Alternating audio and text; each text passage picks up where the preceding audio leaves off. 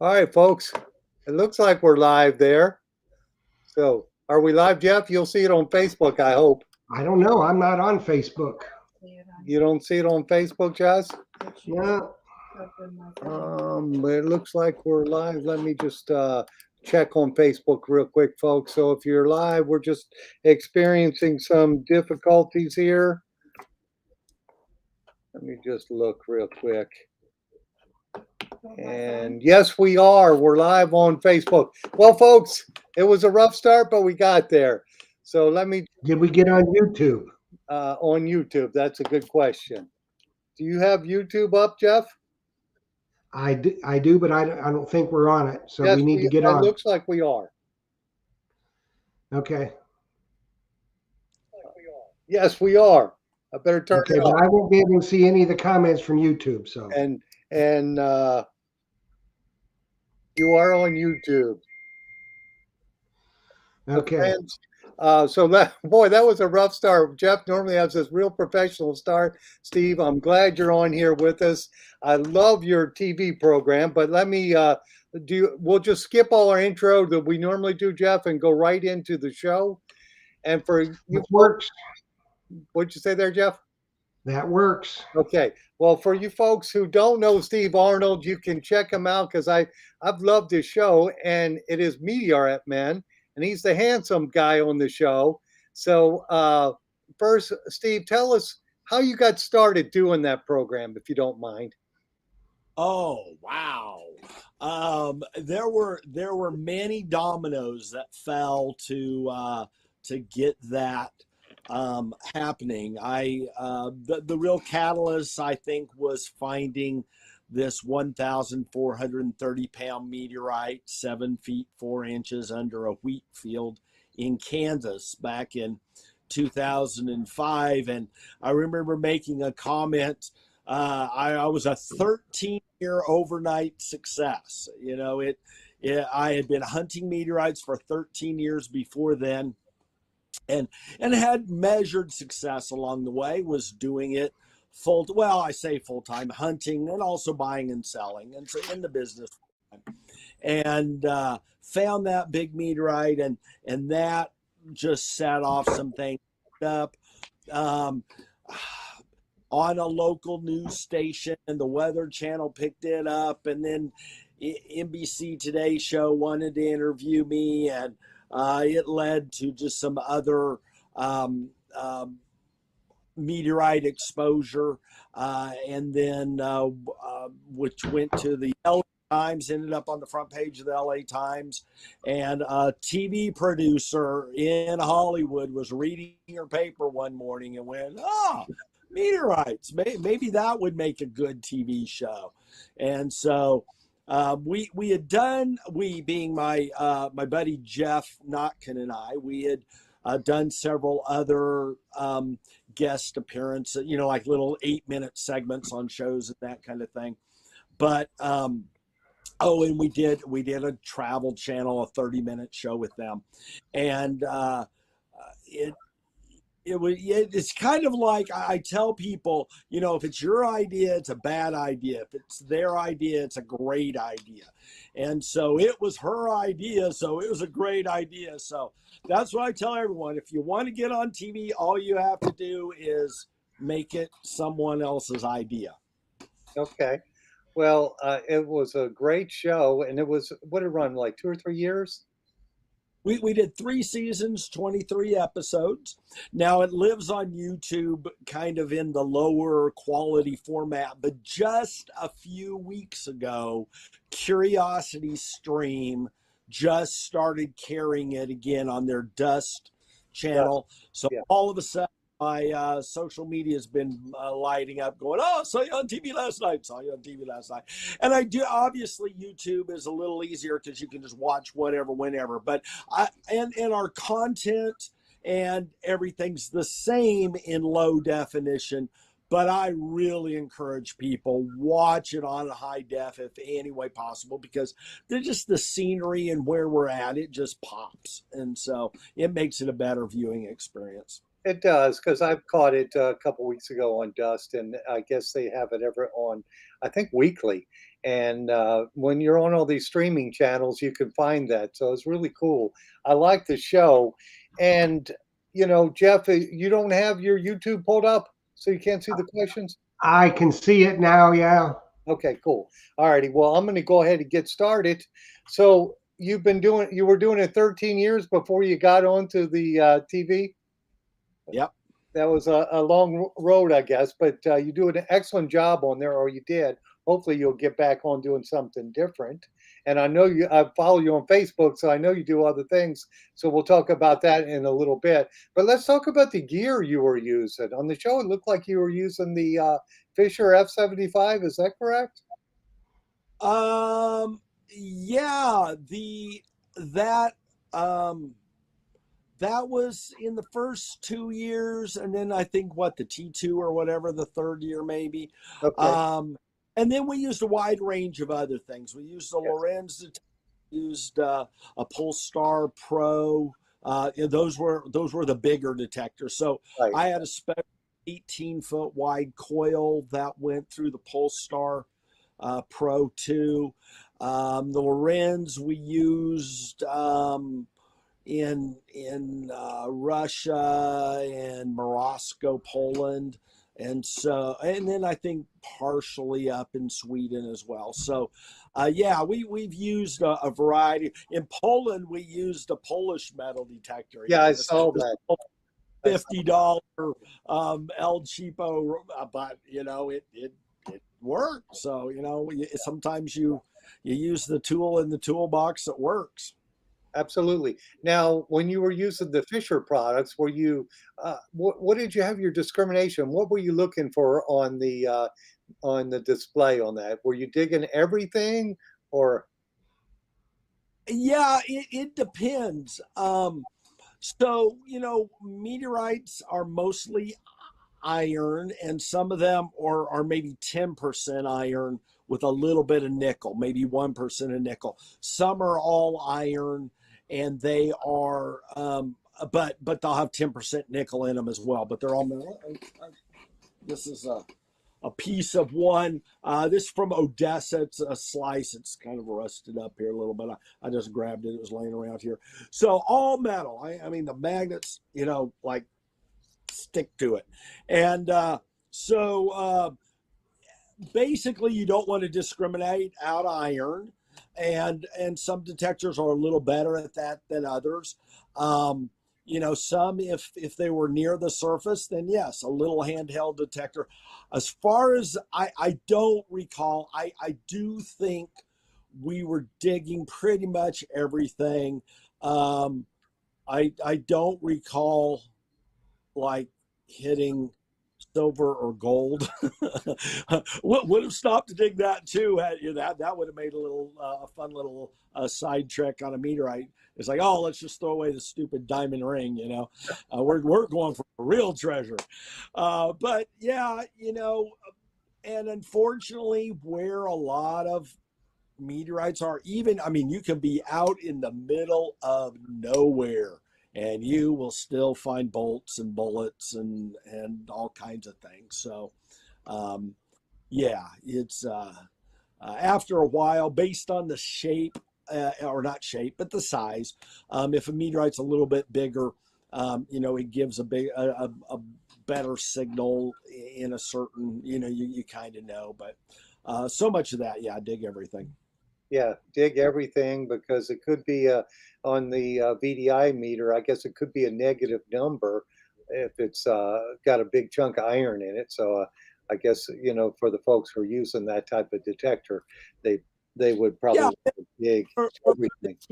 oh, I mean, they enjoyed what we affectionately called the meteor wrongs. The things that weren't meteorites. They and you're kind of hopeful, and then it's not. You're let down, or it's not. You dig it anyway. It makes fodder for stretching what could be a 5-minute episode out into 44 minutes. So. Absolutely. So now you said you got your start on TV when you dug the huge. You said it was 1,000-pound meteorite. Yeah, 1,400 pounds. 1,400 pounds. Now, what kind of research led you to that spot? Well, so that was a fun timing.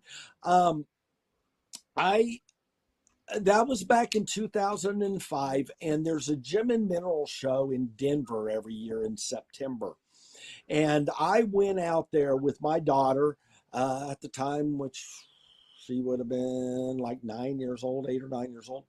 And there was a friend of mine from Uruguay who had gone to Sweden to the Munionalusta site, and we did two of our episodes there eventually. And he used this, what at the time was a new metal detector. He had been using it down at the Campo di Cielo meteorites in Argentina back at the time. But he came back from this trip with 8 basketball-sized meteorites. From a 2-week trip, and like, whoa! I mean, that was like he made like $100,000 in 2 weeks, maybe a little better. I was like, wow, that dog will hunt. What kind of detector are you using? And he told me it was the Polestar. And so very, very crude, nothing really on the discrimination, but it was a big coil, basically a 6 foot coil. You could it was 25 feet long, so or 24. So you can make it 8 feet by um, 4 feet or so in a rectangle. The ideal for that seems to be a circle, which is in a big coil. That's kind of hard to do. And so, and also, I mean, if you're not looking for maximum depth, then you want it wider, so you just have a bigger swath and you cover more ground more quickly. Right. And so that's what I started with, was 8 foot by 4 foot. Then I was able to get that doubled to 48 or 50, I think it was 50 feet. So it allowed me to have about an 18-foot wide coil. Then you have logistics, or not logistics, but just how do you get that kind of coil around, Right. Which makes, do you have a sled? Is it on the ground? Is it on wheels? Is it on runners? And you go through all different things like that to make that work. And that was a unique coil. Nobody else had that big of a coil. So a unique challenge to try to fit. And then it was that. So I got that coil. It was a smaller coil at first, the 25 foot one, so 8 foot wide, and went back, got permission from landowners in the area, and started hunting and used that to find the. Did you know there were meteorites there? Yes. So there had been meteorites found there prehistorically. There's pieces of that meteorite being that were found in the Hopewell burial mounds up in Ohio. So there was some native bartering and trading over the millennia that got pieces of it out there. Farmers, homesteaders who broke the soil started running into the meteorites back in 1880, 81, 82, that time period. And some pieces came to science at that time. And another man back in post-World War II, late 40, 47, 48, 49, he used an old bomb detector, a mine detector from World War II, retrofitted it to a wooden wheelbarrow, and he pushed that wooden wheelbarrow across the field there, and he found more. And then fast forward, what was 57, 8 years, something like that, and this new technology comes out. It worked elsewhere. I got it, applied it, took it to the old proven field, and rocks started being found. So, it's like, and I, every time something new comes out, you can go an extra inch or two, all of a sudden there's virgin territory, right? Everybody's jumping on the next new detector.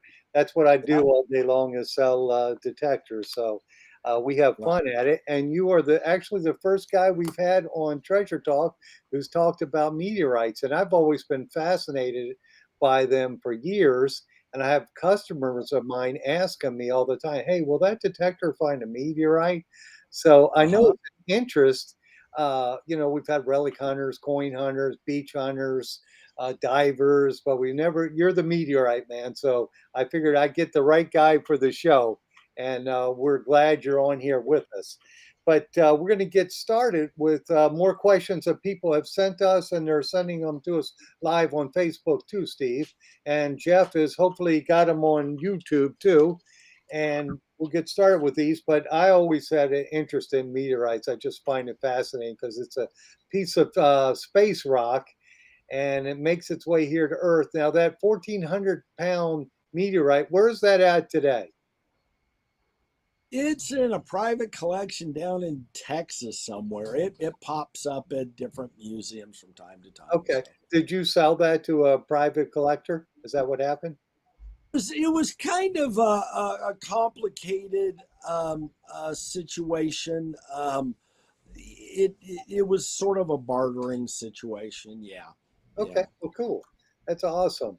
It's just neat that we can get out there and collect things like that. And It's fascinating. I think meteorites are, well, number one, they can and they do land everywhere. And so if you are a treasure hunter anywhere, you could run in, you're only going to find colonial coins somewhere. You're only going to find Roman coins somewhere. You're only going to find gold somewhere. You're only going to find jewelry somewhere. So you obviously you look for what you want to hunt for in your area, or you choose to go somewhere to hunt where there's a good target, or you have a real good lead on something, right? Right. Well, with meteorites, they can and they are pretty much everywhere. And then, but because of the nature of them, when they come in and they break up, um, they usually do break up. Most of the time they completely burn out in the atmosphere, but not always. And sometimes they'll come down in dozens or hundreds or even thousands of pieces. So if there is an area, and I think that's you get that repeat lesson when you do follow some of the TV shows that we made, the Meteorite Men episodes, because we're kind of catching people up on that. And many of the places we were hunting, we were going back to a known area. Very So good. not a, there's a gold nugget found somewhere. It's like, okay, there's a reason it's here. There's probably more gold nuggets here. There's a reason someone else didn't come and find this one yet. So there's probably more here. And that's kind of the same way with meteorites. Okay, awesome. Well, this question comes from Tom Becker, and he says he thinks he has a meteorite that he dug. It's a black, about an inch big, heavy. How does he know if it's a? How would you know if something is actually a meteorite? So it there are some characteristics of meteorites that can totally disqualify them. It's hard to totally qualify it, but if you know what you're looking for, oftentimes you can go, now that's not one, or yeah, that's promising. Although there are some that are promising, or that are meteorites that are kind of weathered and look bad. If you're going to an area where others have been found, then you want to find out what did those others look like when they came out of the ground, because it's the same material, same environment, same weathering, same everything. If it landed 3 days ago, if there's another rock that's been found, you want to look at it. You're looking for something of the same composition and same appearance. Meteorite, there's a big variety on them. There's a Facebook group called "Is This a Meteorite?" with, I believe there's even a question mark in the name of the. There are people that just love to hang out there and tell people Yes, no, and why yes or no. Um, Ultimately, a rock needs to go to a laboratory to be definitively determined to be a meteorite, and then sometimes more importantly, what type of a meteorite. You can find a coin or you can find a ring, but what is it? What's it worth? Well, you can have a ring that's worth $1 and you can have a ring that's worth $10,000. So it depends on that. And the individual little nuances that will categorize it, as a certain type can make a big difference on its scientific value as well as monetary value. And what would make it monetarily worth more than another meteorite? What? It's the rarity um, in the rock. There's it's not like gold or silver that you can melt down and take to a pawn shop and get a decent price for. So it's the scientific information. If it's in an ordinary, not so special classification, then there are less researchers that care about it. A lot of researchers specialize in a certain type of meteorites, and they can get funding for research. And so all of a sudden, certain meteorites have value because they need to acquire them. Now, museums are really good at trading with each other, and you only need a little tiny piece to really get the information they need out of it. But if it's from that side of it, now there's also collectability, which is supply and demand, and it's like, why is one Beanie Baby worth more than another? Well, who knows? Because there's other crazy people out there willing to pay a little more for that one than another one, and therefore it's worth more. So usually there's a supply and demand that plays in on the values, but that's really subjective. And sometimes if there's a historic aspect of it, if there's some people just collect all the meteorites from Texas. They don't care if it's from Oklahoma. It can be a super rare one from Oklahoma. They don't want it unless they can get it cheap enough and they can trade with someone who lives right on the border. Maybe they have the Texas meteorite that they want to get, and they can talk them out of swap a piece of this for that. So it's all over the place. Aesthetics plays as a whole rock. If it looks cool, that makes a difference. Cut and polished, which many meteorites are. That's a lot of information you get is by going inside it, where you never cut open a Picasso. You'd never, cut I don't know, an 1872 gold coin in half, right? But with meteorites, you do. And so aesthetically, you can sometimes they're pretty or they're just weird and unusual, and you're going, wow, what kind of science? What had to happen to make it look like this? Right. And so sometimes people collect all of the same things. Sometimes people just want one of every type. Some want alphabetical. Some only want ones that fell on their birthday. It's all over the place. It's like, why do people collect anything else? There's a reason. There's many reasons. So the best way, if it's a brand new one, that new to science, is you kind of find what the same rock's worth, same type of rock is worth, with the same amount of availability. There are some rocks that there's tons of, and they're cheap. And then there's others that you can't find a gram of it anywhere for any price. Those are expensive. Interesting. Hey, Jeff, you got any questions off of YouTube? None that he hadn't answered. Okay. All right. Well, I'll keep going with my list then, because I got a huge list here that you sent me. All right. Well, this one is actually off of Facebook from Jocelyn. It's from Mike Mayo, and he's asking, how do you hunt for meteorites? And I think your show, you see how they do that. You're using metal detectors, either big or small. And how did you find the sites? You just went to past sites most of the time? A little bit of both. Yeah, my smart aleck answer is, how do you find meteorites? And I say, very well, thank you.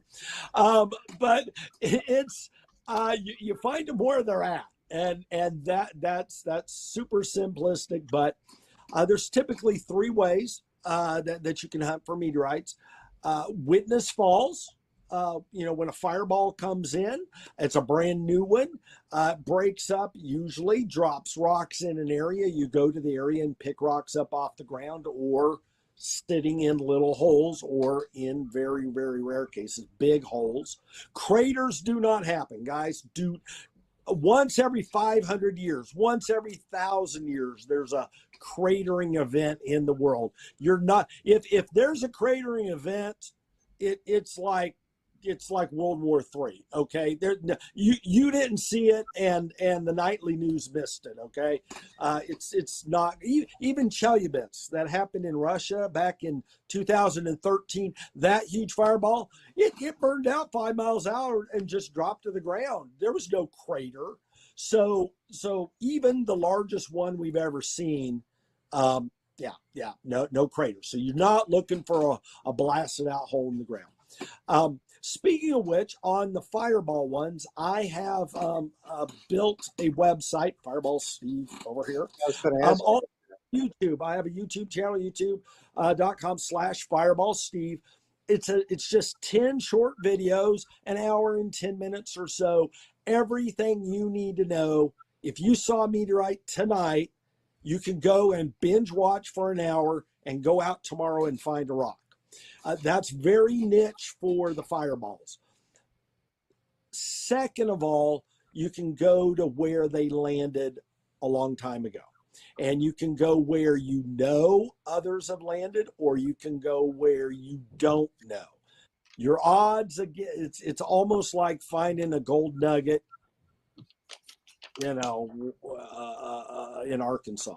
We don't really have them here. So theoretically there could be one somewhere, but if you go to places where others have been found, you want to find out where they're not, where they can't be, narrow it down to where they could be, and then that's where you want to hunt. They tend to fall in a pattern when they come in. You have the larger ones with more inertia punch in deeper. The smaller ones that break off early and higher up, they tend to drop off, and they don't really float, but they free fall down. And they'll land in what's called a strewn field. And generally speaking, the smaller ones are at one end, the larger ones are at the very end. At the very end, a big one could break up into 1,000 pieces, and all of a sudden, it's small, getting bigger, bigger, bigger, and all of a sudden you have a bunch of little ones. We think that happened in the Imilac episode when we were in Chile. And so there were a lot of these real little pieces at what would have been the end because of an explosion at the very end. And then the third way is you just go to places they've never been found. And in those particular cases, you want to go where it's a couple things. Number one, where it's easy to spot the rocks with your eyes, because it's almost always a visual hunt. And then go where there are more pieces. So there's places in the U.S. that have glaciers that have scraped the ground 10,000 years ago.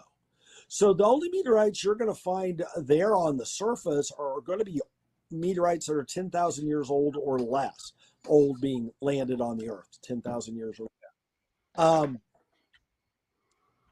The Atacama Desert in Chile, and I took a group out there, and I do that occasionally. A couple times a year, we'll take people somewhere in the world, and we'll go out and hunt together. I took a group out a couple years ago to Chile, and we were driving around and walking on a surface that was 40 million years old. So what's the math on that? So 10,000 years. So 10 times 10 is 100,000.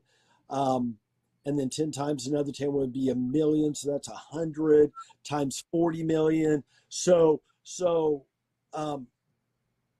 4,000 more meteorites per mile. Jeez. Or is it 4? Math's not my good suit. Anyway, if a meteorite landed 38 million years ago, it is still sitting out there waiting for us to walk up on it. Right. So do I wanna hunt Nebraska that has glacier tilled ground and walk around, or do I want to go to Chile where they've been collecting forever and nobody's been there? In Nebraska, there's a few people that have farmed a few acres and told and lived and threw beer cans out and that kind of stuff. Right. So All that. anyway, that's the three ways. Places where you know they've just fallen, going to places where you know they fell in the past, or going to places where you might just randomly stumble on something new.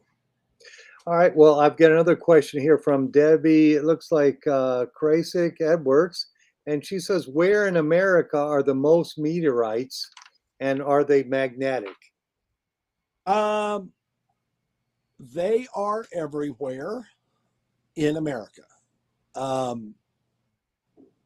They are there's more of them, and if you watch the Meteorite Men series, we go to play most of the places we've gone is where others have been. So there is some context of historically when they landed, when they were first discovered, how many have been found since they first landed. And so there are some places where, a meteorite broke up into 10,000 pieces. Well, per square mile, there's more meteorites in that area than anywhere else in America, right? Right. And so the Gold Basin, we went over to Holbrook for a little segment of one of ours. The Franconia websites in Arizona, those are probably the best. If you needed to go out and find a meteorite and you want to go on vacation and go somewhere, you want to find a meteorite.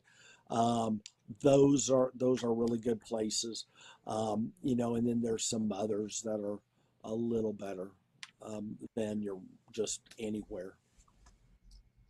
All righty. Well, I've got loads of questions. This one is from John David. How did you get started in the meteorites? Wow, trying to remember. So I picked up Garrett's book on how to treasure hunt, I think was the title. It had like 15 chapters, and each chapter was a different way to metal detect. And this was back in 1992. And I was kind of into the caches, the idea of buried money on farm ground. And I'm in the Midwest. I was living in Oklahoma. I'd grown up in Kansas. I'm in Arkansas now. But at the time I was in, and so there's farmland around, and this idea that these farmers didn't trust banks or they couldn't get to the bank, and so they would have like post hole banks where under a post you lift the third pole up and there's a coffee can down there, and this, or grandma kept a jar of silver dimes somewhere in the garden, and I like this idea. And so Oklahoma really has no history, like California was full before the first settlers moved into Oklahoma. But I'd grown up in Kansas, so I decided to go to the historical museum up in Topeka. And I was going through there. They had these two big thick books called the Annals of Kansas. And it listed, I think it was the lead story in the Topeka Journal every day for 50 years. And if it was just not a big deal, it was just a headline. And if there was some story, it did a little clip. And sometimes it was just word for word the whole story, and if it was really historically significant. And I'm flipping through there looking for a train wreck or looking for a tornado that had wiped out a city and a bunch of people died real fast. And I could, go in and find the old homesteads and, go look for those, post hole banks. And I ran across this story of, ironically, the lady near Greensburg, Kansas, who had found a meteorite or several meteorites on her property. And it was the same place where I found my huge 1,430 pound rock, just, 100 and some odd years earlier. And so, but I ran across that story, and she sold the meteorite to what's now the chancellor at the University of Kansas.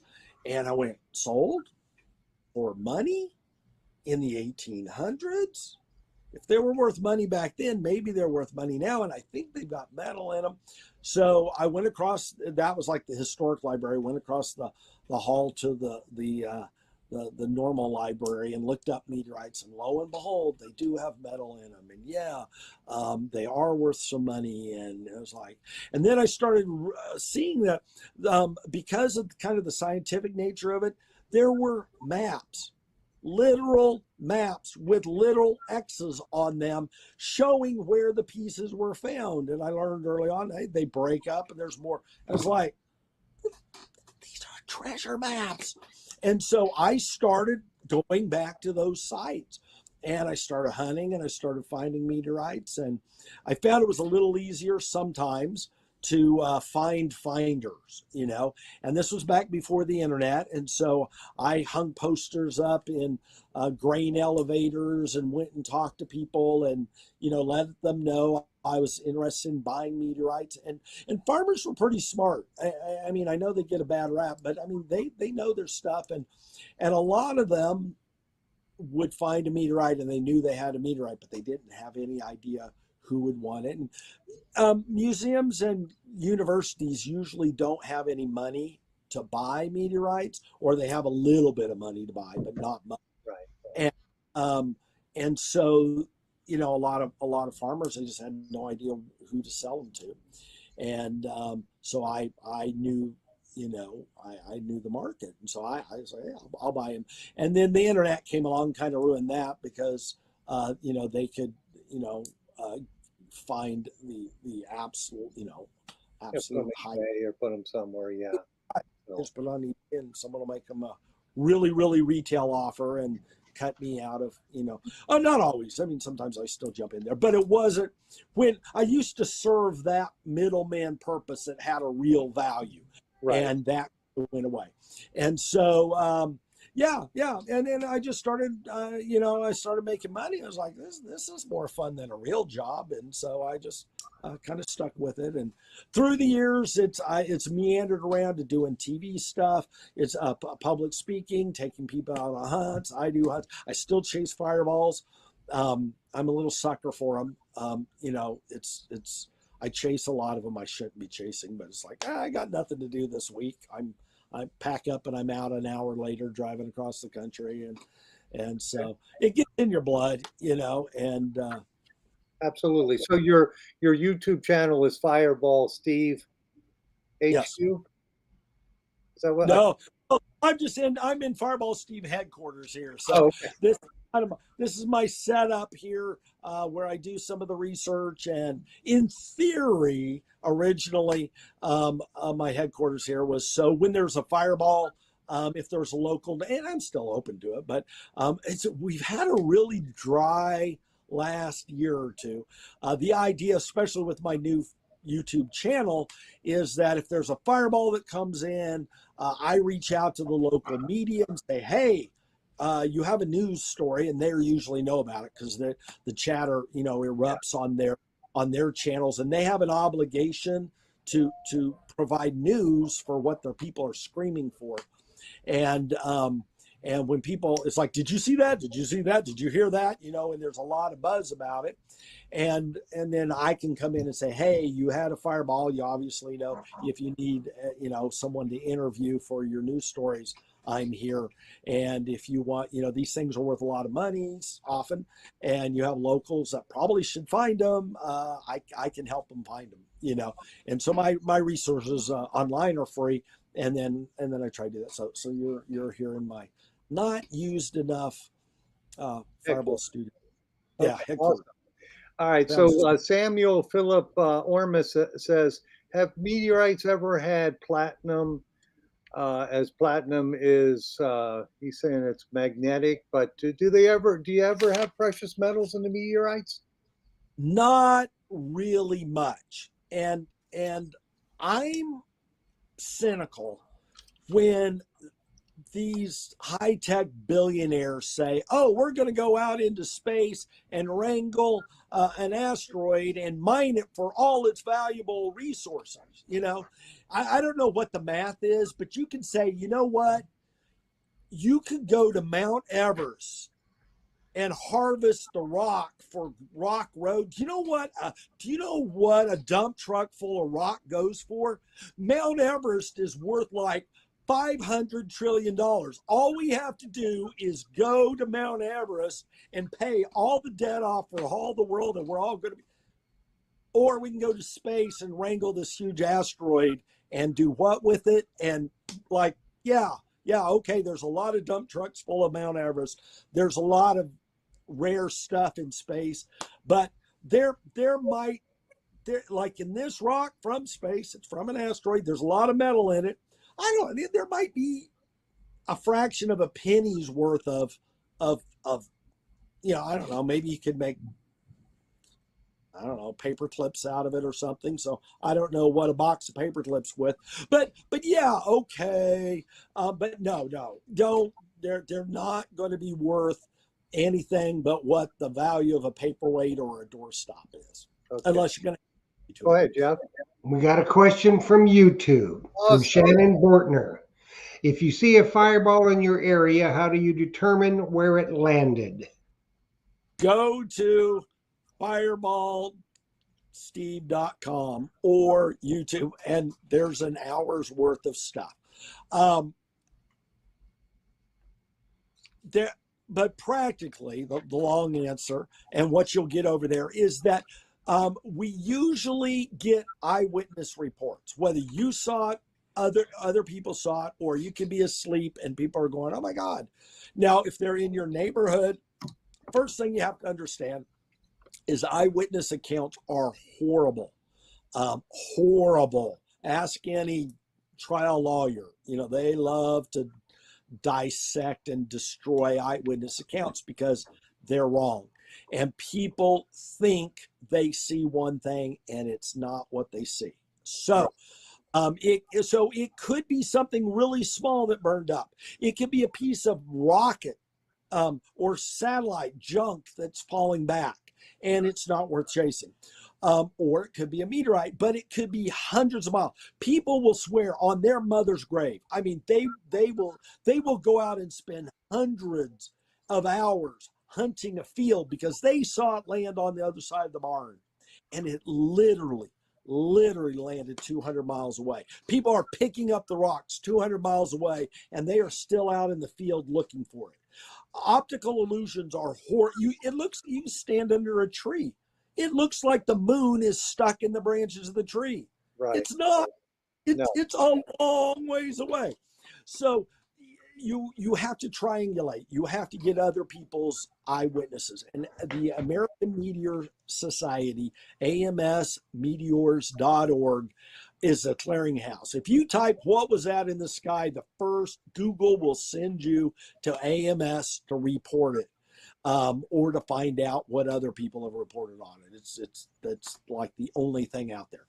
And if you can triangulate enough people and or video, if you got a good video from a stationary spot and you know where it is and you know how many inches above the ground it is and you know how high the telephone pole is over there, then you can extrapolate where the fireball started and where it ended.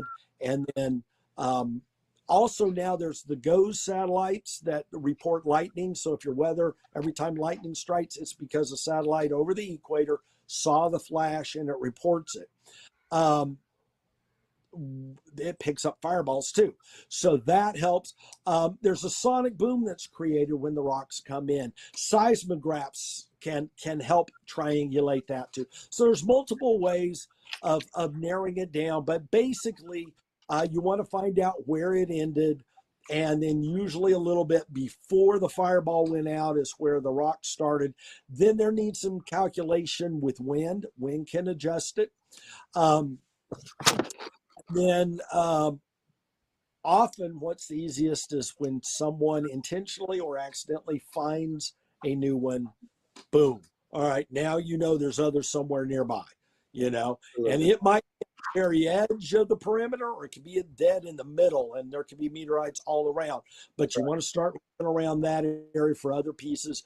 If one is found and it's 100 grams, then there's going to, one direction to the one direction, they're going to be 90 and 80 and 70 grams. The other is going to be 120, 150, 200 grams. The other directions, there's going to be other 100 grammers, kind of on its line, and you look for ones that are found elsewhere.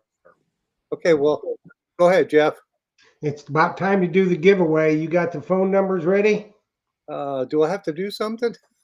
I don't know. Well, I don't know that you've got it up there. Just to I think I announce do. it. Okay, folks, it's time for our giveaway tonight. I think I've got all the names that I pulled off YouTube and both Facebook groups. And the rules are after you hear your name called, you will have 3 minutes. You either have to text if you're watching on YouTube or Facebook Messenger, either Phil or myself. Phil, what's your number? My number is 813-732-7433.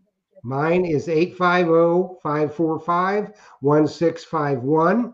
You'll have 3 minutes. And what you must do is don't just say, I'm here. You've got to text or messenger your name and that you are here. If you say it in the chat, it doesn't count.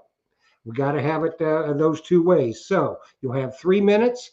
It is 7:59 right now. So at 8:02, we'll go on to somebody else. So Teresa, Mazda, or Treasure Maze. That's it, Treasure Maze. If you are watching, you want a CKG scoop and carbon fiber handle. You got 3 minutes.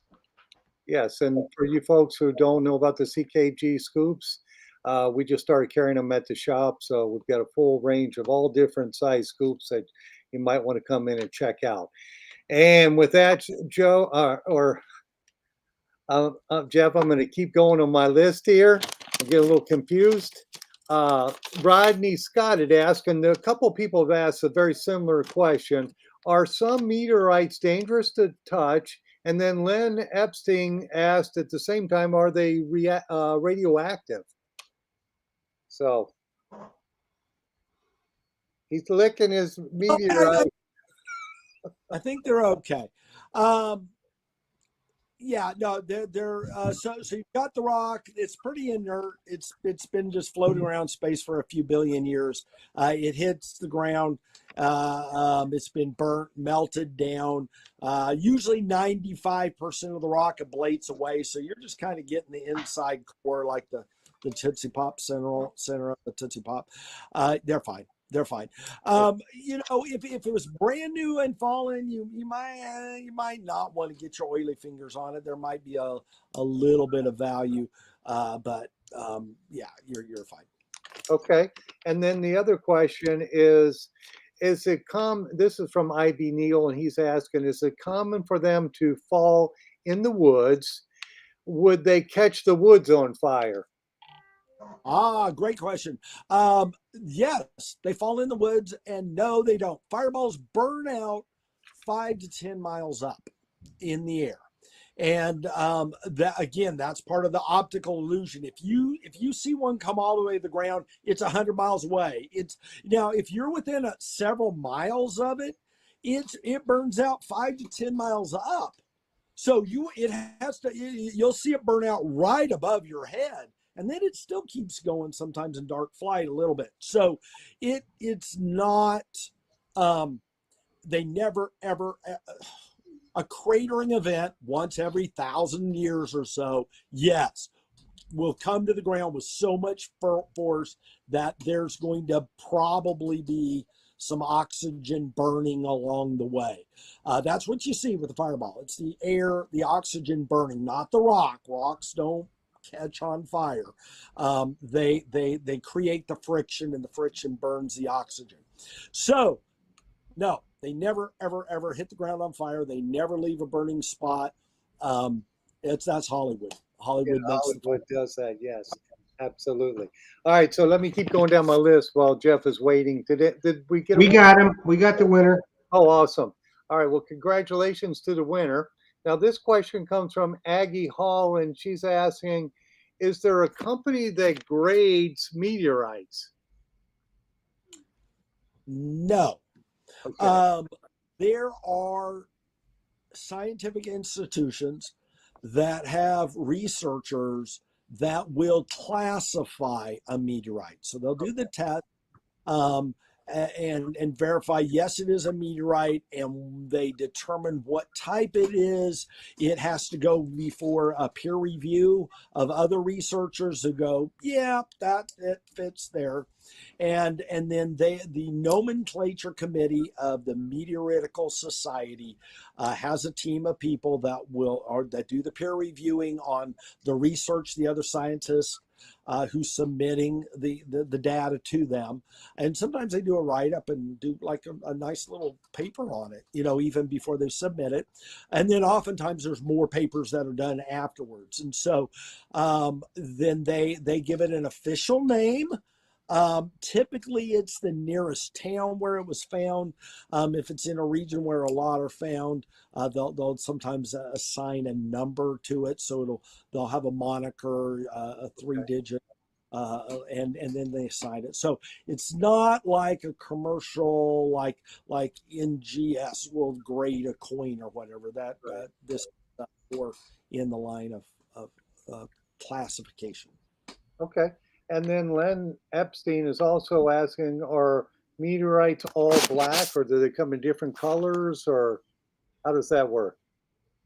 They fall and they are usually black, probably 99%. Now, some of them are more gray. Some of them are real glassy black. Some of them are a matte black on the fresh falls. Once they are on Earth, they start terrestrializing, and oxygen interacts primarily with the iron and creates rust. If it is in a deserted environment, you will get a patina, not unlike arrow points will get patinas on them being exposed. And so it'll some of the desert varnish is what we call it, has a distinct look, but the rock underneath produces a little different color varnish. Rust on the meteorites will come a lot like this one here. I don't know if you can really see, but it looks kind of gnarly. But it's also, this isn't quite as, it's real. The iron ones are really on par to a rusted nail or a rusted hammer. Yeah. That brown orange look. Yeah, I saw on one of your Meteorite Man shows that you guys were spotting them on top of the ground. So you were in the desert, I guess, and they might have stood out in the environment. Does that happen a lot? Yeah, yeah. I mean, I say a lot. It's again, it's like, do you find a vein of gold nuggets, a lot? Well, yeah, kind of, but you may hunt for 10 years to find your first vein, right? So Right. it doesn't. It depends on when you ask. Are you asking while you're hunting for 9 years and haven't found anything, or is it the 3 weeks after you found it and they're coming in like crazy? Yeah, but yeah. All right, and this question here is from Tim Mumblesman Taylor, or Naylor rather, and we've already discussed this one. What's the largest meteorite you found? And that was your 1,400 pounder, wasn't it? Yep. That was so far the biggest. That's the biggest so far. Now you had to get a tractor and a backhoe probably to get that out. Yeah. Boy, that old John Deere was as it was coming out. That was kind of fun. And our Morosco, Poland episode was kind of fun. The reveal like early on in the episode, we knew we found something, or we was pretty sure we did, and then we knew, and then the rest of the episodes, us trying to freaking dig it out of the ground because it was in a national park and they did not allow equipment to be in there, and so we had to physically dig all the way down, and so, yeah. A mess. Well, Jeff, how much time do we have left? Are we running over? Yeah, well, we got started late, so you got about 10 minutes. Okay. All right. Well, I'm going to just keep going down my list here then. I'll try to give shorter. Okay. We'll get Yeah, we can rapid fire questions. There you go. This Gary Green's asking, have you ever hunted for meteorites in the desert? Which, if you watch the show, you'll see he has. And have you searched here in Utah? He said, I've searched here in Utah, but don't really know where to hunt or what to look for in Utah. So, our Dugway our Dugway Proving Grounds episode of our first season, there was a fireball that came in over the military base there. You can go watch that on Meteorite Man. And that's, I've done a little bit of other desert stuff off camera there, not much, but I do know, especially in some of the dry, kind of plateau, not plateaus, but the lake beds and the flat areas. There's stuff that's found, definitely up there. Okay. So you can find stuff there in Utah. Awesome. And I guess, what is the most valuable meteorite you found?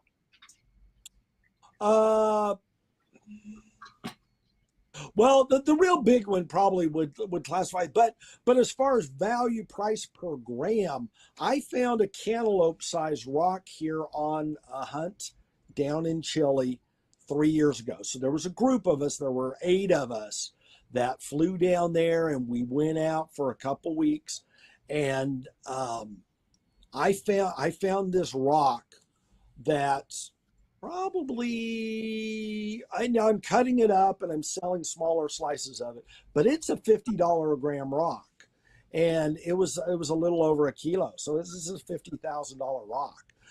But now I found some others that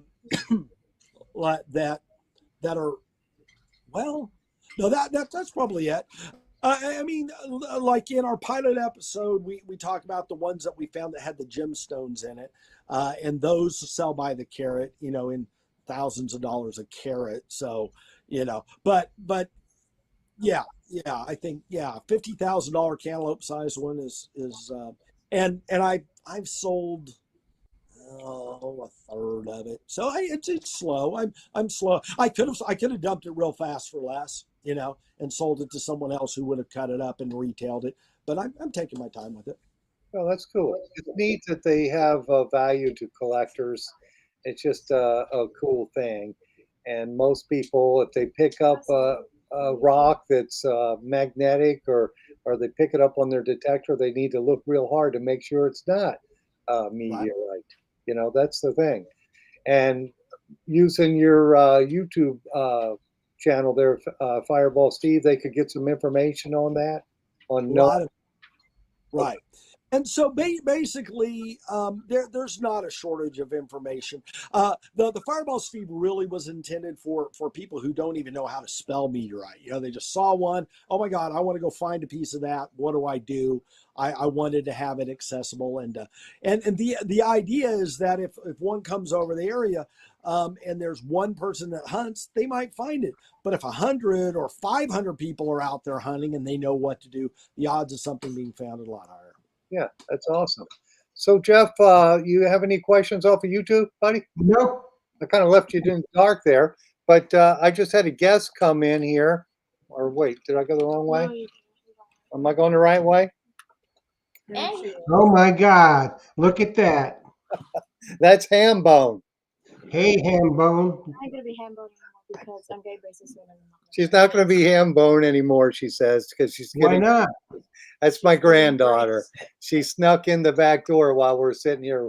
I told her we're going to carve pumpkins tonight, so I told her I'll be done at 8:00. But I guess technology taught me a lesson there, didn't it? Yep. Yeah. So Well, we got about 2 minutes left, so we're going to go ahead and wrap it up. And Steve, I hope we can get you back on the show again, because you're a wealth of information. And tell us what you're doing now, because I've seen you on Facebook. Tell the folks what you're doing. Well, when we found out we were not getting our 4th season of Meteorite Man, I decided to move this little town called Eureka Springs, Arkansas, and open the only brick and mortar meteorite store in America. And I quickly found why there are no other brick and mortar meteorite stores in America.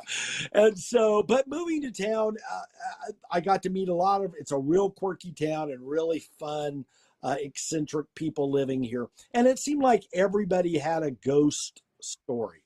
Yeah. And we're famous for having this real haunted hotel in town, America's most famous haunted hotel, and it's in our culture here. And I love to tell a story, and I prefer telling meteorite stories, but to be honest, there's more people that care about ghosts Ghost than story. care.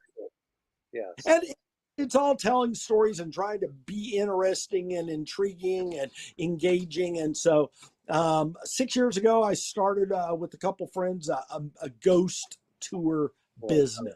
Yes. And so that's what we're doing. And so here in 2 hours, I get to do a ghost tour. So it's my little opportunity to be on a little stage, but I get to share something that people, I get to share a wonderful town and our history and some of the tales of the ghost stories here, and people love it. And so it's a fancy way to make money. And then it gives me time to sit around and wait for the next fireball. And then I help Plan me, and they it. can do that, take off. Yeah, and go chase the next rock.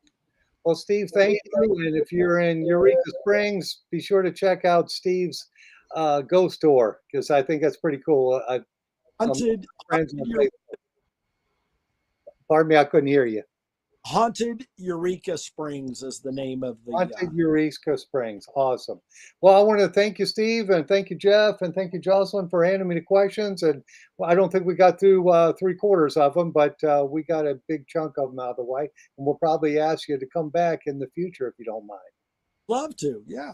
All right. Okay, I'll get with you, Steve, and we'll get you on the schedule. I'm working into March and April of 2022 now, so we'll get you back on the show. Absolutely. Okay. Well, thank you, guys. And I got to go carve some pumpkins. So, Jeff, I'll chat with you tomorrow, buddy. And Steve, All right, man. thank you. And we'll see you. I've seen that ham bone come in there trying to be she's still a ham bone. She is. Well, thank you, guys. And I guess I got to stop the show tonight. So thank you all the friends who are on here with us. So happy hunting and dig deeper and find some meteorites too. So we'll Yes, see we you guys. do. All right. Bye now.